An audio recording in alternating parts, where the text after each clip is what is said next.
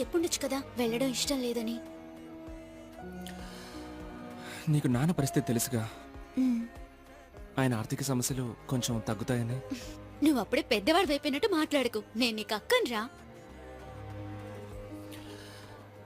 నీ మనసులో ఏముందో చెప్పక్క. నీకేమనిపిస్తోంది? నేను లైఫ్లో పైకి వస్తాననిపిస్తోందా? అరే ఎందుకలా మాట్లాడతావు? నీకేం తక్కువ? ఏదో ఒకరోజు ఖచ్చితంగా నువ్వు గొప్పవాడు అవుతావు మాయి. సత్యాన్ని ఏం చెప్పారో తెలుసా? నువ్వు అందరినీ మెప్పించేలా పనిచేస్తే రైల్వేలో ఆర్ఎం కూడా అవ్వచ్చన్నారు. ఎందుకు నవ్వుతున్నావు? నేనేమైనా తప్పుగా మాట్లాడానా? హ? నేను మీ అందరినీ చాలా మిస్ అవుతాను. మేం కూడా.